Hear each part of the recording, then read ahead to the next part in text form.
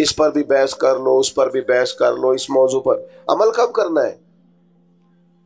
ساری زندگی ابحاث ہوتی رہیں گی، ساری زندگی صرف یہی مزاج ہوگا کہ دین کا کوئی موضوع ملے چلے علماء کریں گے حق کے لیے کبھی بات کرنی ہوگی، لیکن عوام کے اندر جو اتنی بحث ہوتی، عمل کب کرنا ہے؟ ساری زندگی صرف ابحاث ہوں گی۔ بھائیو سنو، حضرت صدیق اکبر نے اپنے آپ کو سراپا خیر بنا لیا۔ اور تیسری بات جو آپ کی خدمت میں عرض کرنی ہے وہ یہ ہے کہ حضرت صدیق اکبر کے مزاج میں ڈٹنا تھا، ڈٹ جاتے تھے۔ اس دور کا سب سے بڑا المیہ یہ ہے کہ ہمارے ہاں استقامت نہیں ہے۔ کچھ دیر کے لیے لوگ کوئی کام کرتے ہیں پھر چھوڑ دیتے ہیں۔ ایک نوجوان مجھ سے کہنے لگا میں بڑے ہی کام کیے ہیں، کسی کام میں بھی کامیاب نہیں ہوا۔ میں نے کہا بس اسی لیے نہیں ہوئے، بڑے نہ کریں آپ کوئی ایک کریں، اس کو صحیح کر کے کریں، استقامت کے ساتھ کریں، روز کریں، پابندی سے کریں، اس پر محنت کریں، جد و جہد کریں۔ پتھر پہ پانی پڑے متصل تو بے شبہ کھس جائے پتھر کی سیل۔ ایک قطرہ قطرہ پانی مستقل پتھر پر گرے تو اس میں بھی سوراخ بن جاتا۔ آپ محنت کریں گے تو اللہ تبارک و تعالی اپنے فضل سے نتائج عطا فرمائے گا، لیکن اگر محنت ہی نہیں کر رہے۔ حضرت صدیق اکبر کی طبیعت میں ڈٹنا تھا، انہوں نے کلمہ پڑھا، پھر بڑی آندیاں چلیں، بڑے طوفان آئے، بڑا ٹکراؤ پیدا ہوا، بڑے حالات خراب ہوئے، لیکن حضرت صدیق اکبر ڈٹے رہے۔ حضرت صدیق اکبر نے نبی پاک کا ادب کیا صلی اللہ تعالی علیہ وسلم، تو جناب صدیق نے ڈٹ کے کیا۔ دنیا میں ایک فلسفہ بیان کیا جاتا ہے کہ جو زیادہ قریب رہتا ہے وہ ادب چھوڑ جاتا ہے، اور یہ بات غلط نہیں ہے، ایسا ہوتا ہے۔ جن لوگوں جو زیادہ قریب رہتے ہیں، جو زیادہ جن کو قربت ملتی ہے، کوئی چیز جن کو آسانی سے میسر آ جاتی ہے، وہ اس کی قدر نہیں کرتے۔ ہوتا ہے کہ زیادہ قریب میں رہنے والے لوگ اکثر قدر کر چھوڑ دیتے، لیکن حضرت صدیق اکبر کا کمال ہے، انہوں نے دنیا کا یہ فلسفہ ہی غلط کر دیا ہے۔ انہوں نے کہا قریب بھی سب سے زیادہ میں رہا ہوں اور احترام بھی سب سے زیادہ میں نے کر کے دکھایا، قرب بھی سب سے زیادہ، ادب بھی۔ سب کوئی باہر سے آتا تھا تو حضرت صدیق اکبر اسے کونے میں لے جاتے تھے، پہلے نبی پاک کا ادب سکھاتے، کہتے یہ بڑی نازک بارگاہ، ادب گاہ ہیست زیر آسماں از عرش نازک تر، نفس گن کردمی آیت جنید و با یزیدی جا۔ کونے میں لے جاتے اور حضور کا ادب سکھاتے، استقامت کے ساتھ خدمت کی، استقامت کے ساتھ دین پر ڈٹے رہے۔ اور جب نبی پاک صلی اللہ تعالی علیہ وسلم کا وصال ظاہری ہوا تو امت پر بڑا کٹھن وقت تھا۔ کچھ قبائل نے انکار کر دیا معاذ اللہ زکوٰۃ دینے سے، ارتداد کی طرف بڑھنے لگے۔ ایک لشکر سرکار نے روانہ کیا تھا، بعض لوگوں کی رائے ہوئی کہ اس لشکر کو ابھی نہ بھیجا جائے۔ اس وقت جو ڈٹ کر میدان میں کردار ادا کیا ہے وہ سیدنا صدیق اکبر نے کیا ہے۔ میری ایک رائے ہے، میں اکثر کہتا ہوں دوستوں سے کہ یہ جو کامیاب ترین حکومت کی ہے نا حضرت عمر نے،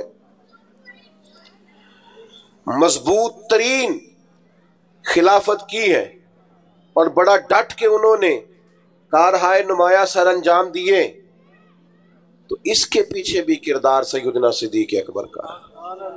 انہوں نے فتنوں کا سر کچل کے، اٹھنے والے ہر فتنے کا سر کچل کے ایک مضبوط بنیاد بنا کے سیدنا عمر کو دی تھی۔ اس کا نتیجہ یہ نکلا کہ حضرت عمر کے لیے کام کرنا آسان ہو گیا، مشکلات ان کے لیے نہیں رہی۔ اور بھائی جان آپ کو اللہ لمبی زندگی، برکت، عزت، صحت والی دے، بیٹھ جائیں آپ، کتنے آپ پیارے لوگ ہیں۔ اب تو تقریر ختم ہونے لگی، بس میں اللہ تعالیٰ آپ کو سلامت رکھے، میری کچھ طبیعت بھی ٹھیک نہیں ہے اور سفر بھی لمبا کیا ہے، بات بھی میری مکمل ہو گئی اب ماشاءاللہ، لیکن ہمارے بھائی نے بھی بڑا زور لگایا۔ تو باقی ہمارے جو نعت شریف پڑھنے والے تو انہوں نے بھی آپ سے عرض کی کہ آپ بیٹھ جائیں، لیکن میں محسوس کرتا ہوں آپ میں کافی استقامت ہے، آپ نے بھی جو کہہ لیا ڈٹ گئے۔ اللہ تعالیٰ سب کو جزائے خیر دے، ہم سب کے حال پہ رحم فرمائے۔ اب 2-4 منٹ دیں تاکہ بات مکمل ہو سکے۔ حضرت سیدنا صدیق اکبر رضی اللہ تعالی عنہ نے جو استقامت دکھائی، استقامت، فوراً لوگ ہتھیار ڈال دیتے ہیں۔ دین کے معاملے میں ڈٹنا سیکھیں۔ سارے بچے مخالف ہو بھی گئے ہیں تو کوئی حرج نہیں، آپ کھڑے تو ہوں۔ برادری ساری اگر مخالف ہو بھی گئی ہے تو کوئی مسئلہ نہیں، دین کے لیے ڈٹے تو صحیح، آپ سٹینڈ تو لیں۔ اگر آپ ڈٹیں گے تو اللہ مدد کرے گا۔ حضرت عمر رضی اللہ تعالیٰ عنہ نے آن کر کے حضرت صدیق اکبر سے یہ عرض کیا تھا کہ حضور ابھی حالات اور ہیں، آپ کم از کم یہ لشکر ہی نہ بھیجیں، مانعین زکوٰۃ معاذ اللہ منکرین، ان کے خلاف لڑنا ہے، حالات اس طرح کے نہیں ہیں، ذرا بہتری ہو جائے گی۔ تو حضرت ابو بکر صدیق جو اپنے مزاج کے لحاظ سے نرم خو تھے، انہوں نے حضرت عمر سے کہا تمہیں تمہاری ماں روئے، تم مجھے یہ مشورہ دے رہے ہو کہ وہ لشکر روک دوں جسے سرکار نے روانہ کیا ہے؟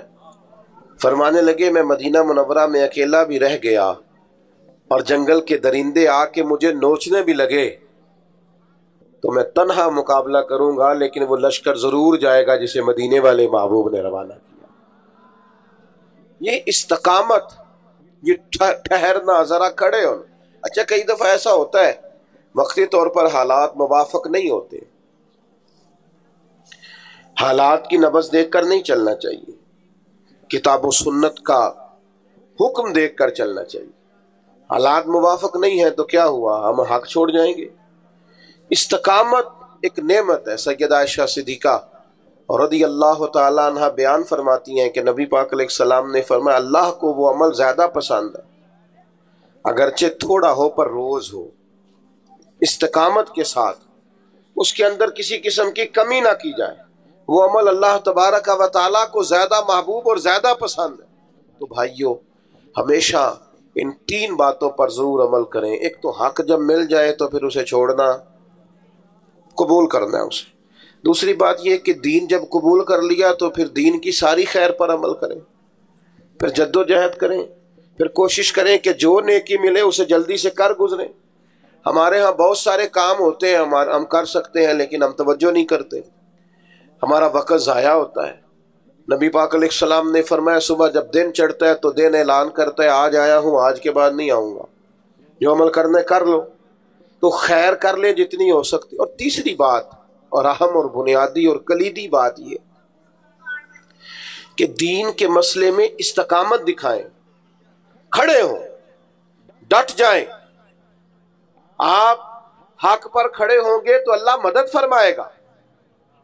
ذرا سی بات ہوتی ہے نا شادی کے موقع پر کہ میں بھائی یہ بینڈ باجا، یہ عورتوں کی مووی، یہ تماشا میں نہیں کرنے دوں گا، اتنی سی جرت بھی لوگ نہیں کرتے، اپنے گھر میں نہیں کر سکتے۔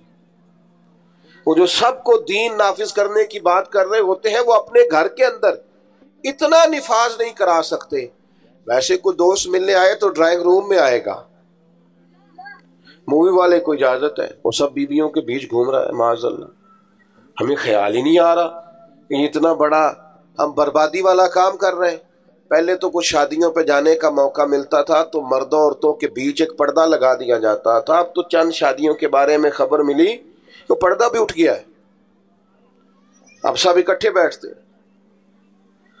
اکبر الہ آبادی نے کہا تھا بے پردہ کل نظر آئیں جو چند بیبیاں، تو اکبر زمین میں غیرت قومی سے گڑ گیا، پوچھا جو ان سے بڑھ کے کہ تمہارا پردہ کدھر گیا؟ کہنے لگی وہ عقل پہ مردوں کی پڑ گیا، مردوں کی عقلوں پہ پڑ گیا، ہم اب پردہ نہیں کرتی۔ آخری گزارش میری آپ سب حضرات کی خدمت میں، وہ آپ نے نہایت توجہ سے میری بات کو سننا ہے۔